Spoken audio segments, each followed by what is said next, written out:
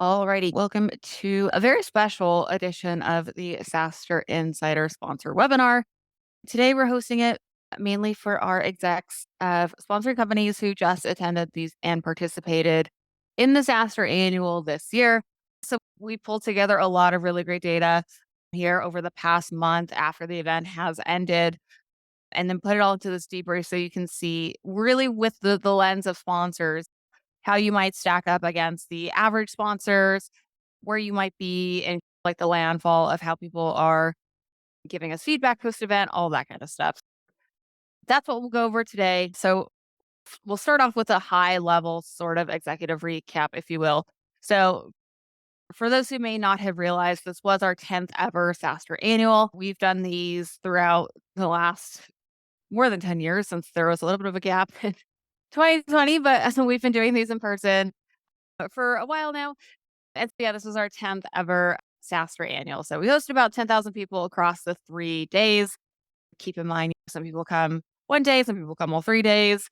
We do get a mix of folks that have different attendee patterns, just as we've seen across the board. One thing we did see an uptick on where people come in those days, right? Day one is usually all the early birds get there. The middle day being always our most populous. That was still true this year, just in a trend that we're seeing at our event. And then because we added a lot of really great summits, which we'll chat about in a bit, we did see an uptake in our Thursday attendance. So the day three, the last day, if you will, big uptick there just with folks coming specifically for the summits that we hosted this year. So that was a positive trend upward, I think, both for us and for a lot of the sponsors. I know that came up in some of the survey feedback and some of the calls that we've had that it was great to see, not as much of a drop on Thursday because the addition of those summits really did actually help anchor some of the audience and coming back on the third day and consecutive day for most people. So that was a good positive trend year over year. As we have been post 2020, we still are and remain indoor outdoor kind of more festival style as a point of differentiation. We always do this a little bit differently year over year. We'll do it a little bit differently again in May. But yeah, that's kind of part of our core aesthetic now. The stat on how many connections were made, this is a combination of both brain dates, in-person meetings, and lead scans. So that's a combination of that data, session registration, all that. Across everyone, about 34,084 attendee connections. That's about a few per person.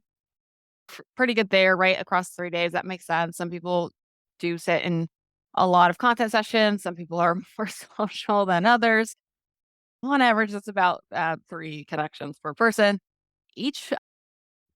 The number of hours and brain dates hosted was about 2,192. And yeah, we do comb all of this data from various platforms and put it all together. So that's why you'll see some numbers like that. That's 2192. So yeah, so a lot of hours of workshop sessions and brain dates hosted again across the 3 days. Tons of new voices in our speakers. So across 165 speakers total, 77% new voices. As many, we added an AI summit and AI day this year. Lots of that came from that, of course. We always strive in our speaker guidelines to make sure we have spots on stages for those that are underrepresented, et cetera. So good to see that we were over 50% on that this year. That is always one of our core goals. And about 50% C-suite. As you guys will see in the audience data, if you don't know already, we do skew very heavily on our audience of being exec and C-level and VP level and above. So it just makes sense that our speakers are pretty much in the C-suite right now.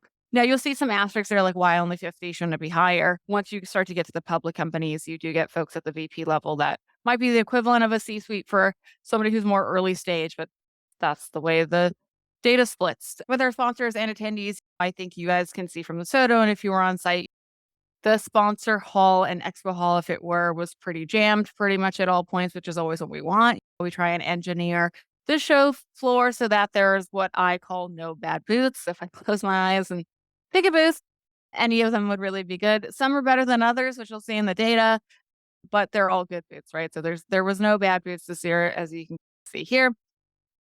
We always have had strong international presence at the SaaStr annual. So this year is no different. We had attendees from 62 different countries, about 72% US and 28% international. So something I always call out for sponsors, if that is at all a surprise for you, I always try and bring at least one international rep or one person on the sales team who can speak towards international attendees, right? If you do both, it's always good to just have at least one person that can speak to that for those third of folks that are going to be from an international contingent, but also great if you service multiple markets. You can do it all in one stop because they're coming here, which is some very long plane rides that we saw on Twitter. Important data we'll get into. Super Gold leads were up 89% from 2023.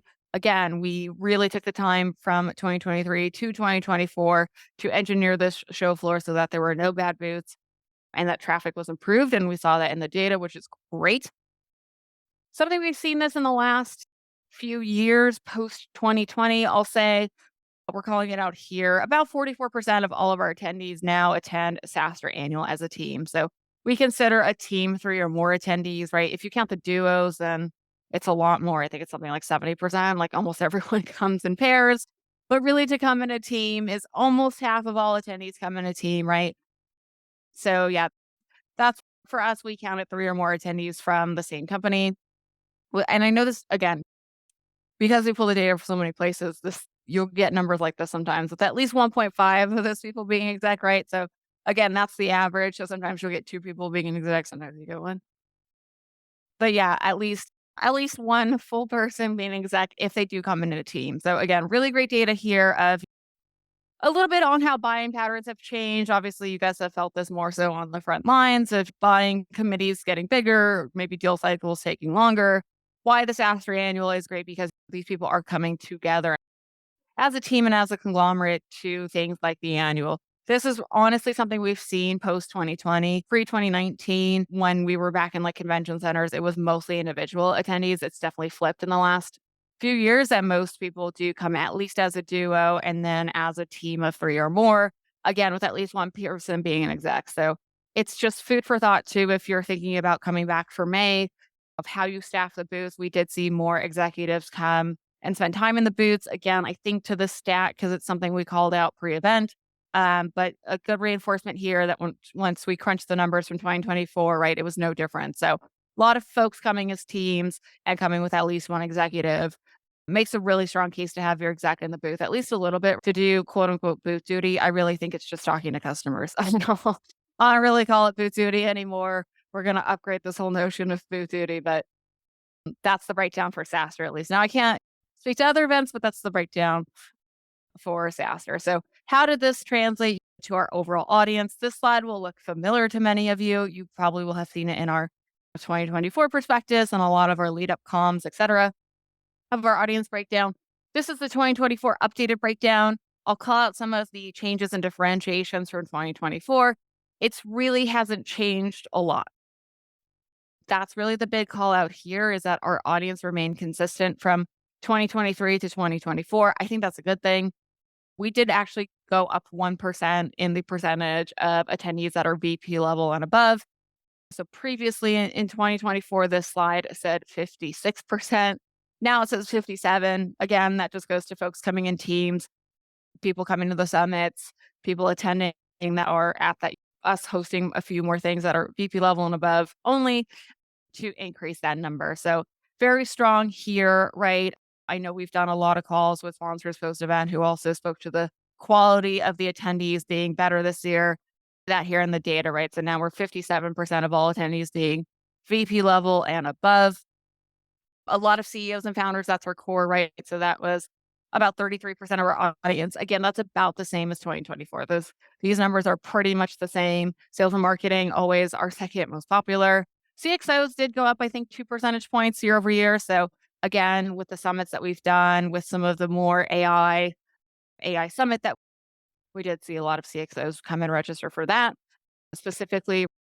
So you'll see that in the data. It makes sense in how we engineered the agenda. You see this now in the data of who came, right? CS product and ops, typically our next big bucket still was for this year at 14%.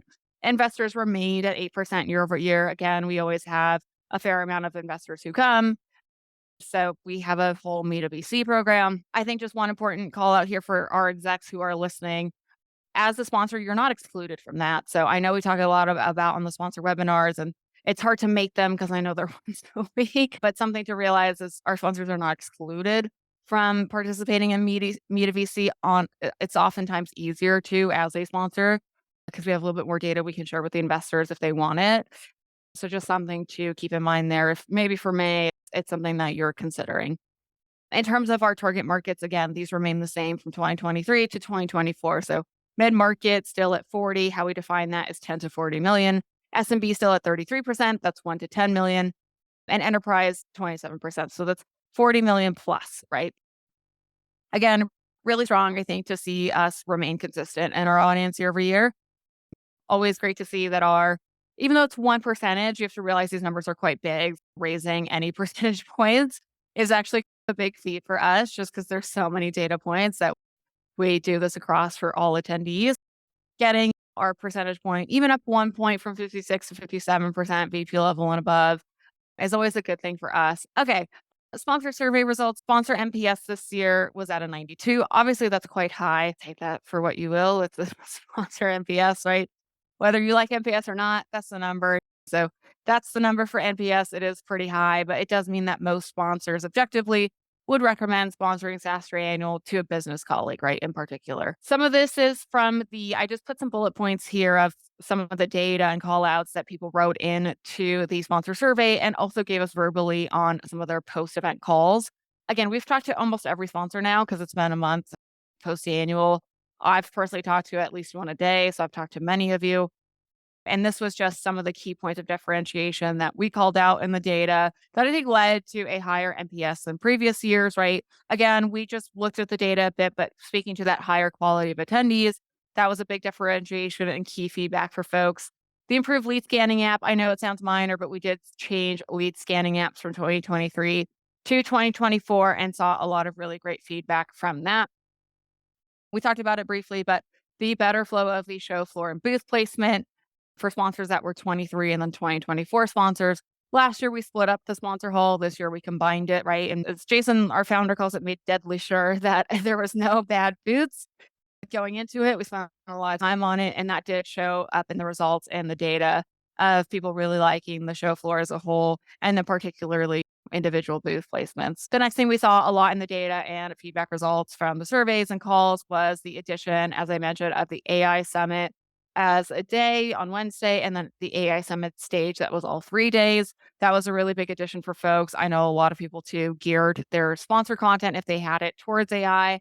It was the majority of our sponsor content. The addition of the summits, I have a whole slide on this dedicated to some summit data, but for those who don't know or may not have realized, we did add summits for CEO and CRO, CMOs, CCOs, and CFOs. So again, the addition of those summits really did drive up a lot of really great attendance just for SaaStr as a whole, but also back to sponsors, right? Like those people did go to booths, have interactions with sponsors. And so it was a really great addition overall. I think the last point here is we got a lot of really great feedback on the turnkey setup of the physical booths, right? Coming on site, having that extra time. As many of you may know from 23 to 24, we changed the schedule of how we did this, which is for us seemed a little bit dramatic because we had never done it this way, but we changed it to give sponsors a bit more time actually to build out their booth versus like jam it in 2 hours and then open the show floor. So we got a lot of positive feedback on there, which means we'll likely carry that through to May. And these are my only 2 NPSs. But last NPS is sponsor communication was at a 94. Obviously, you're on a webinar or watching this back later, so you are dialed in to our communications that we do specifically for sponsors. These are things like all of our pre-event webinars that we do like this, sometimes a bit more tactical, sometimes a bit like this, more high level, or from an exec lens. But all those pre-event communications, including webinars, emails, Zoom invites, one-on-ones, in-person meetings, whatever it was, and then on-site setup rated slightly higher than our overall NPS, which I think is great here. So again, good to see that our communications were well received. There's a few points here I'll call out on the next slide here. Sponsor feedback points just on how SaaStr interacts with sponsors. Key sponsor feedback points, again, that we got in the survey. And if you hadn't had the chance to chime in and you have feedback on this, again, just let me know directly. But these were some active discussion items that we're now internalizing just based on some of the feedback we've heard. Again, this was also the first formal year we did a sponsor portal. So we got a lot of really great feedback on that. a lot of folks were actually saying to put more in it. This I was like, first I wasn't sure if anybody would use it, and now we did it, and now people actually want more of it. So that's good. That's helpful feedback, right? I think a few folks are calling out putting things like these recordings in would be helpful, doing like announcements in there so that it's all in one. Sometimes you miss an email or you miss a webinar. Totally get that. So that's helpful feedback. We'll do that going into May. I know a few folks added like design templates back in 2024. Folks weren't really asking us for things like email templates or design templates to help to showcase their sponsorship at SaaStr Annual. This was also the first year, I would say, anecdotally, but if I had kept the data, it would be another data point. We got a lot more requests this year for booth templates than years previous. So that is something again we'll do for May. We'll improve that process. Again, it's not something people asked us previously for.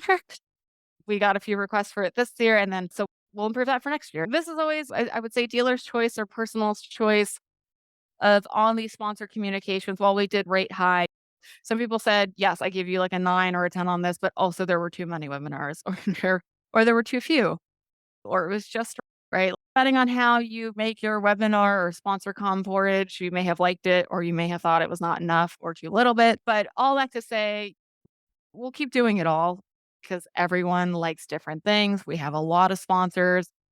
And when you think about all the different contexts, many of you have multiple contexts for a sponsor. It's not in this deck, but I would say on average, there's probably 3 to 4 POCs per sponsor outside of maybe like one core POC for each sponsor. So getting this right for everyone is always a balancing act for us. So again, we'll probably just do it all for May and then you can pick, right? Like if you want to keep coming to these weekly sponsor webinars, cool. And you do get a weekly sponsor email as we get closer to the events. So again, we'll probably just do it all and you could just pick what you consume so that it works for you. We did see anecdotally here more leads across our SMB mid-market and public sponsors. Again, that was something you guys saw in the data. It's something interesting we're seeing in our post-event calls. Jason mentioned it a bit in yesterday's workshop. You guys will see the data on the next slide of how many more leads on average sponsors got by level. It's interesting now to hear that some people are saying it's actually too many leads. So that's interesting feedback. It is something we're marinating on at SaaStr. Like, okay, how can we help with that? If like, the quality was great and the quantity was great, but it's now maybe too much for your team to work if your teams are smaller or they're split or you did other events or you're in the thick of budget planning right now. Something we're trying to help on too. We do take all feedback seriously. But yeah, that is a serious data point that came up is it's maybe too many leads, but just interesting that we were hearing that more so on the front lines.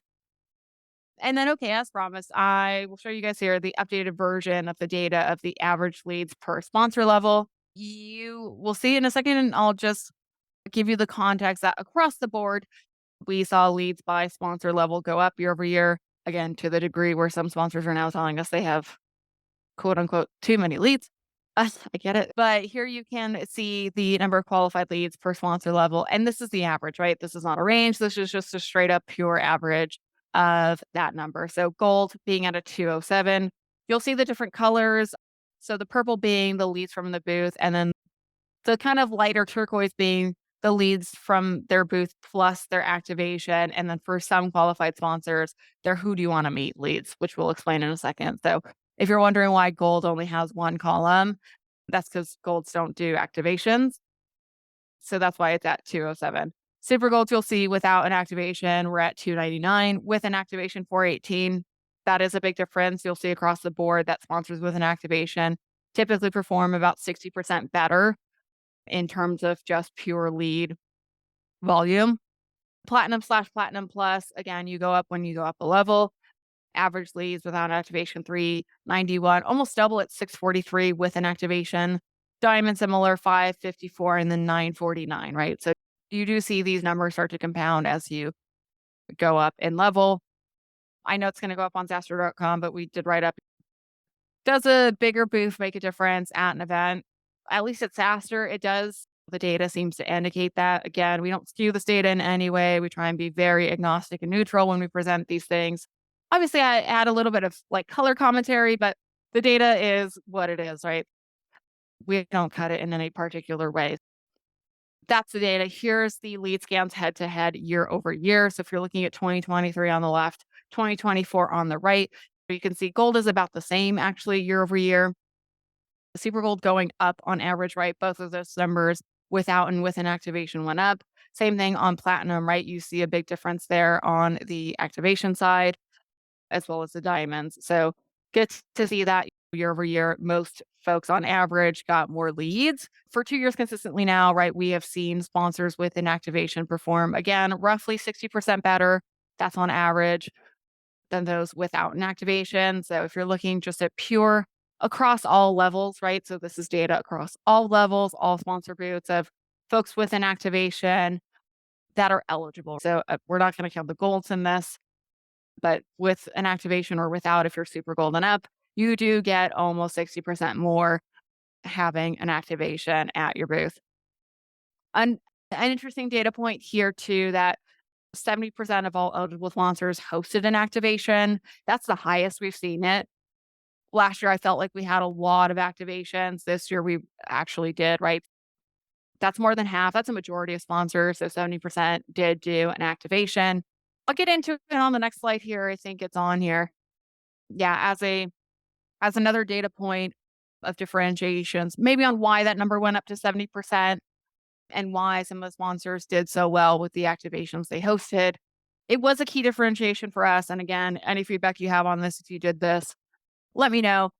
From 2023 to 2024 is that we actually were more active in helping sponsors pr- produce their activation on site at the booth. So this was as in depth as giving folks a list of vendors, primarily local vendors, pricing, working with the vendors, working with the sponsor, helping them pick their activation, pick the hours, get the permits, do the health department approvals, which believe me takes a lot of time in this volume.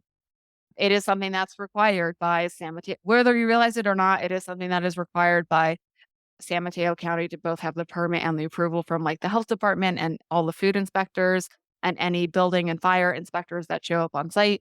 We did this a bit more on our end. We did a lot more of the heavy lifting this year in 24 than we did in 2023.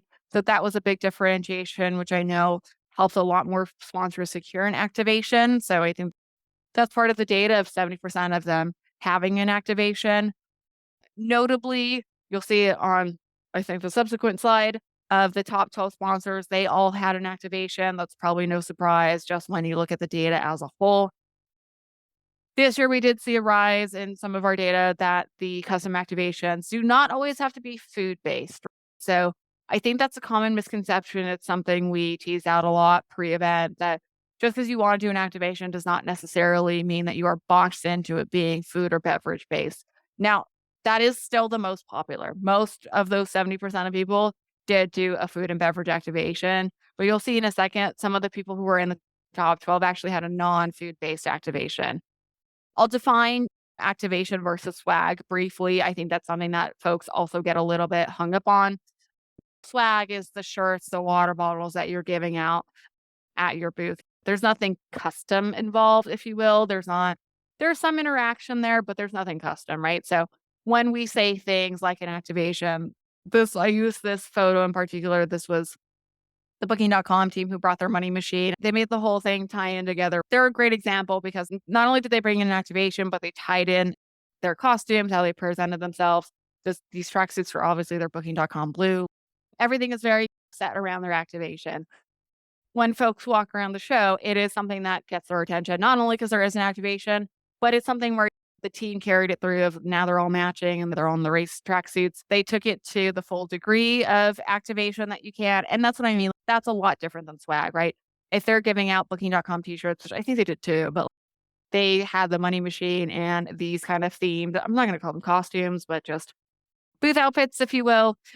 And that led to a higher uptick. And again, that had nothing to do with food, but it was still something more custom versus just handing out shirts or branded headbands, as you will.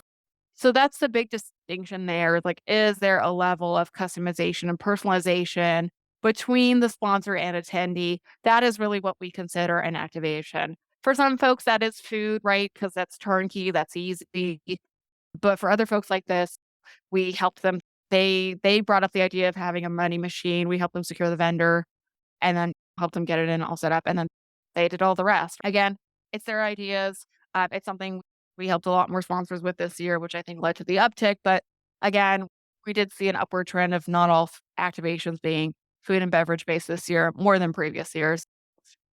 Going into it, if you didn't see this on social or SaaStr.com yet, these were the top 12 most popular vendors at SaaStr Annual. I will asterisk there, no particular order, they're just randomized. We're calling out a few other data points of maybe why these folks were in the top 12, and if you don't see yourself here. While the majority of these sponsors were returning sponsors, right? And by returning, we mean they sponsored 2023 and then they sponsored 2024. We do hear that a lot from sponsors as once you go 1 year, it does get easier to show up subsequent years now that you've had that experience of coming in person and knowing just how the SaaStr community and audience is a little bit different and how they interact, right, with booths and vendors when they're on site at SaaStr Annual. So that's what we mean by returning. So most of them were returning sponsors. A couple were new, so not to say that you can't break out as a new sponsors if you were new. Notably, Runway isn't a newer, literally new entry and cracked the top 12. And if you were alumni, so call them alumni sponsors to sponsors who didn't necessarily sponsor 23, but have sponsored in the past, right? So having that experience does help. Just something to consider if you were a new sponsor, or maybe you are considering being a returning sponsor, it does get a little bit easier. In terms of company categories, if you look at these just as a whole on the top 12, finance and AI pretty much dominate the top 12 currently. They are companies of all different sizes, though. The majority of companies in the top 12 also participated and benefit from this year's Who Do You Want to Meet program, which we'll chat about. And they, on average, also invited 13 customers slash prospects to attend using their customer passes. So I have a slide on this, I think, next. Yeah, which I'll get into. If this is your first time hearing this, it saddens me, and we can do a little bit better on our communications. It's something we tells out a lot on webinars, but maybe doesn't always go all the way up to the exec level. So whether you realize it or not, all these super gold, platinum, and diamond sponsors were eligible this year, as years previous, to invite current customers or active prospects to SaaStr using what we call the SaaStr customer passes.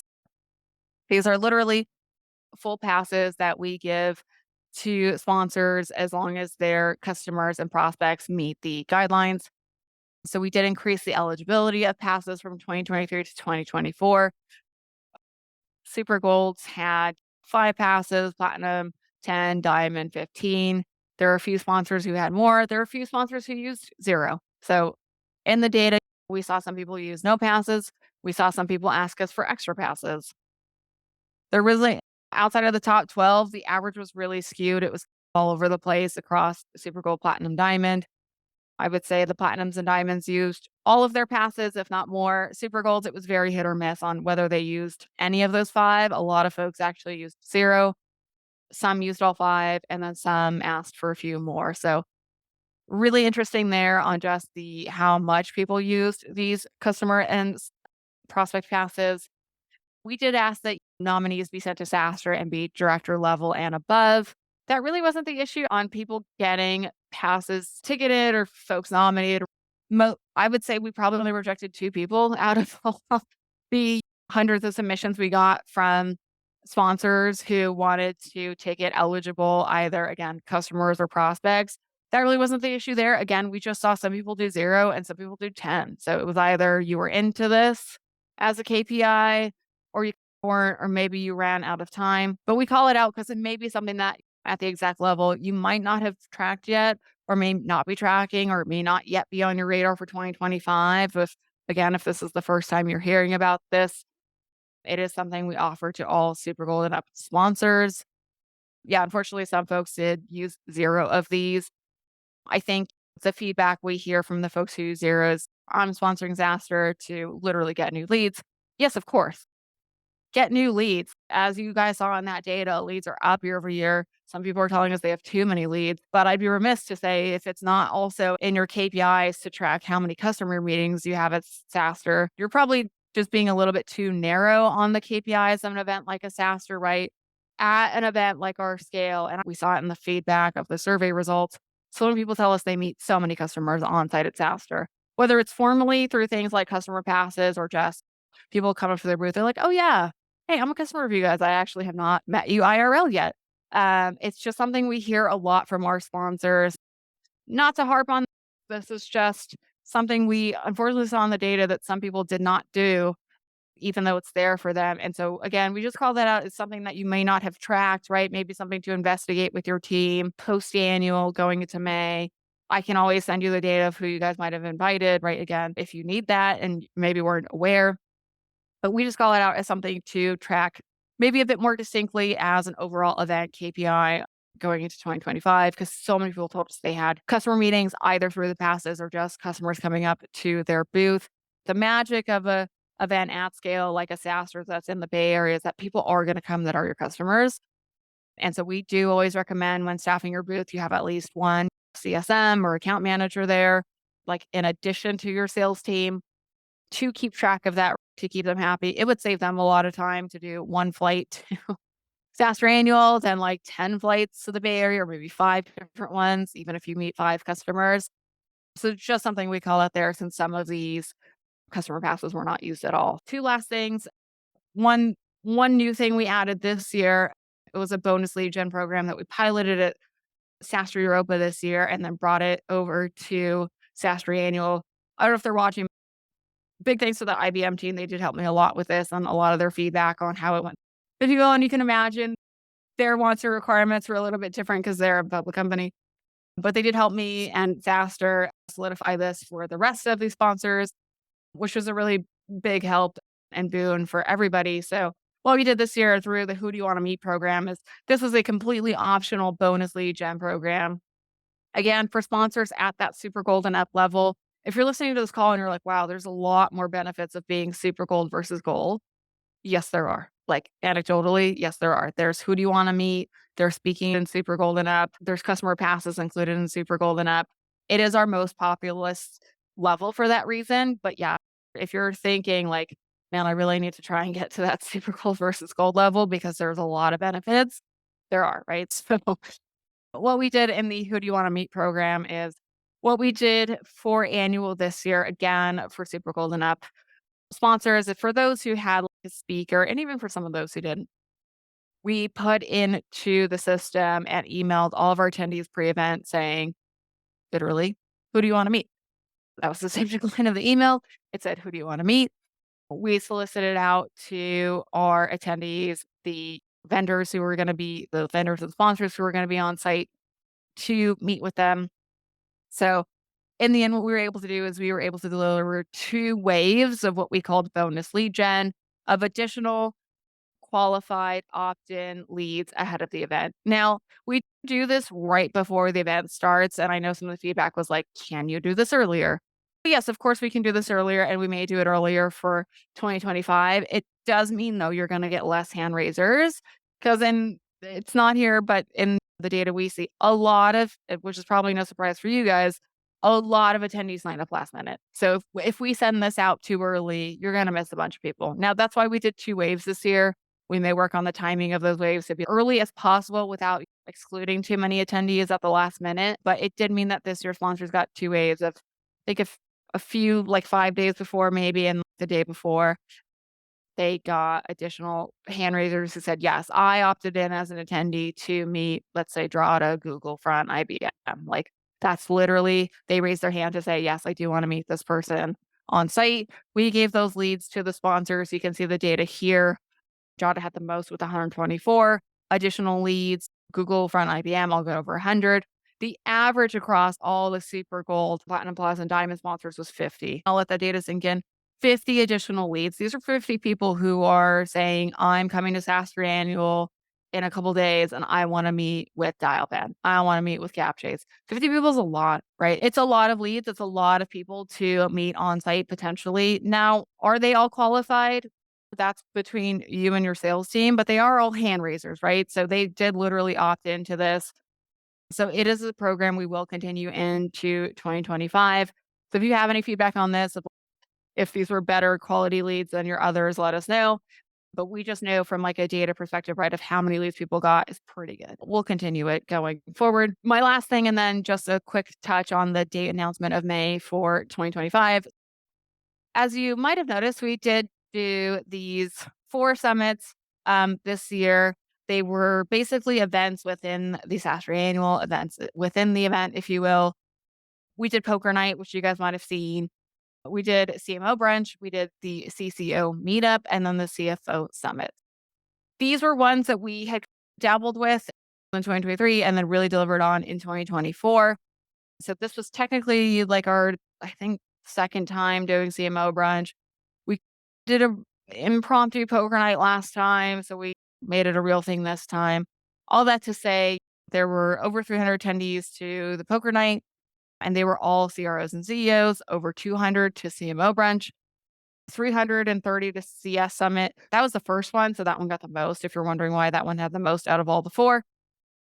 The CFO and CMO one we did slightly last minute to get over 130 CFOs. SaaStr, I know for some of you listening, watching, you're like, I always want more CFOs. I'm like, they came to the SaaStr and they came to the summit.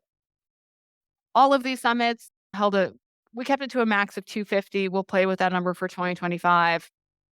But they were all hand curated and approved by SaaStr, meaning if you came to CFO brunch, you were literally a CFO. If you came to CMO brunch, you were CMO. Now, again, there are rare exceptions at like public companies where that might be a VP of marketing instead of a CMO, but they're a billion-dollar company, right? But with those, and there were a few of those folks, as you'll see in the data, but outside of that, people really were in those titles. It was all handpicked. We did man it at the door just to do a double check if folks showed up. I do remember a few folks coming to CRO and CEO poker night that were VPs of sales, and I said, come back next year when you're a CRO. So yeah, these are the highest quality things we do on campus. All summit attendees being C-suite executives. The majority of summit attendees were enterprise and public companies. So when we took the data from all 4 of these summits, we saw that the average revenue of these attending companies was 100 million. Obviously, that's a lot higher than SaaStr as a whole. SaaStr as a whole has a lot more people coming. The summits has these people uniquely. That is a lot, right? You guys saw the numbers of how we skew mostly towards mid-market, SMB, and then enterprise as a whole at SaaStr. For the summit, it's almost completely enterprises. And about 9% of the summit attendees were actually representing billion-dollar companies. So for 2025, we are going to increase the size, but not sacrifice the quality of these summits, right? They still won't be any more than 300 or 400 folks, if I had to guess right now. And attending companies will be very similar to what we saw this year. So I put a few of the names here, like the JP Morgans, the Wells, Salesforce, Coupa, New Relic, Autodesk, Zoom, Monday.com, Grammarly, OpenAI, all huge, right? It is going to be one of those things too, where like you do need to have a booth if you want to participate and all those other things. But again, not to complicate it on this call, but just really the point of this slide was to call out that we did do these summits. Hopefully you got to attend. So if you did, give me your feedback on them because we'll make them even better next year. And all that to say that the average company coming to the summits is more of the enterprise. Just to say we did that and we'll do it even better for 2025. We're starting now on these summits. We're sending like save the dates to all of the top execs we want to come back from those billion-dollar companies and to try and get more of them since it's October and I've got time to get them to come to May. That's it on the data. I know I hit you guys with a lot, so thanks for listening. Again, I'll try and summarize this a little bit more distinctly into a blog post in case you missed it or you want to share it. The SaaStr annual will return next year. We've talked about it a little bit, but just as a note here, if you've missed it, we are going to be in May of next year for a lot of reasons. I'll just explain a couple to keep it simple. First and foremost, I don't know if you guys realize this, pre-2020, SaaStr annual was in February. When I joined Fourscore and whatever, almost 7 years ago now, SaaStr annual was always in Feb. It was like the first week of Feb forever. And then we started Europe with that year. But then 2020 happened, and September of 2021, we were the only event, literally only. This is not a stat we made up. We were the only event in the Bay Area in 2021. The world was just reopening.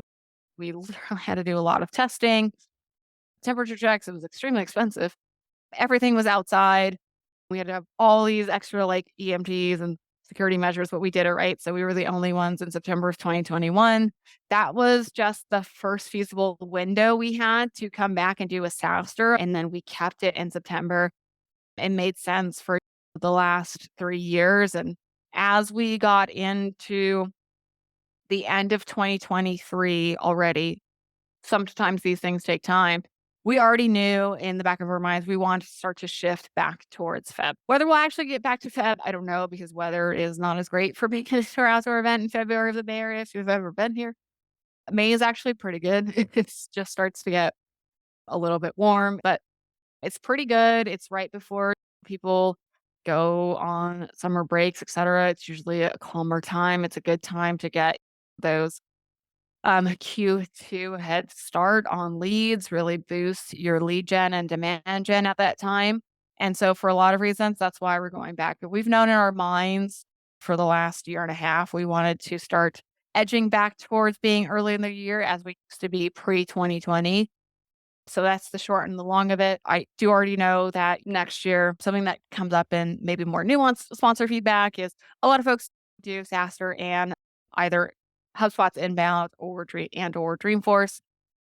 And we do hear from those sponsors, there's not a lot of overlap in the audience that comes, but sometimes it just comes down to a budget thing, right? Of that one's in September and I've got September budget, and that one's in May and I've got May budget. I do know too, HubSpot, which announced they're going to do inbound in the Bay Area next year in September. Dreamforce, I think, is moving to the first week of October, I believe, end of September, early October. It's been crowded in September for the last two editions of the annual. Whether this is TMI or not, there's only so many dates where you can actually go live at the event center. It takes a lot of time to build out SaaStr annual. Notoriously, it takes us 2 weeks to load in for a 3-day show, and then a few days to load out. But the putting up of the tents takes some more time. So and it takes us a long time. And so the window to get basically 3.5 weeks, almost a month, if you think about that, it's quite hard at any event center. And so it actually just worked out that we settled with them again a while back now to come in May. So that's why we're going May 13th through 15th of 2025. I do think it'd be a lot better. I didn't put it in this deck. I should have. We wrote up on SaaStr.com that attendance, even adjusted for time, is already up for 2025 than it was for 2024.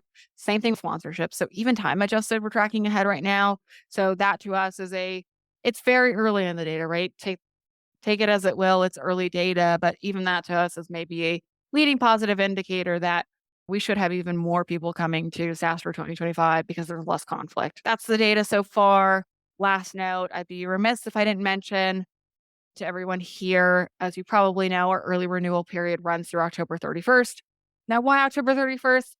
Yes, it's Halloween. It's also my birthday. And so a long time ago, we settled on the fact that early renewals post-annual would go through October. I always joke with the sales team, the best birthday gift they could give me is a closed deal. And what are the benefits of renewing early? For a lot of folks that have already renewed early, many of you said you want to keep your booth. So we literally wrote it into your contract that you have first right of refusal on your booth for 2025. So that's why, if you're wondering why some people have already signed, that's a big reason why. The other big benefit being you can lock in your early renewal rate for May if you do it now. The other last thing to keep in mind is some of the very best sponsorships literally have a limited capacity of N equals 1. So things like the Founders Lounge, things like coffee, things like the lanyards, there's only one of those. And usually those are gone by late October, early November. We did do a whole blog post on that. So if you're listening, you can go to SaaStr.com and read that there. It's the best stuff to sponsor that SaaStr annual. Again, thanks everybody for watching. Hopefully this was helpful data to see it presented this way. This is a little bit of a different format than we've done in years previous, but hopefully super helpful. Thanks again for listening. Hopefully this was helpful to see some of the events data just as a whole for SaaStr, give you some good food for thoughts on the things like the summits and the Who Do You Want to Meet programs that were new, even if you're a returning sponsor. With that, we'll keep doing these webinars. Again, we'll probably go for like an every other week cadence going forward. Some will be more exact, some will be more front lines. We'll make sure we announce the themes beforehand so you guys can join or get the recording.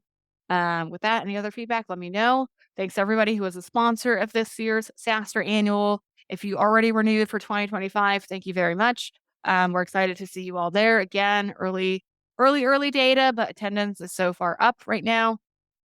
And thanks for watching. And hopefully see you in May. Catch you on the next SaaStr Workshop Wednesday podcast, whatever you consume. And we will talk to you later. Bye, everyone.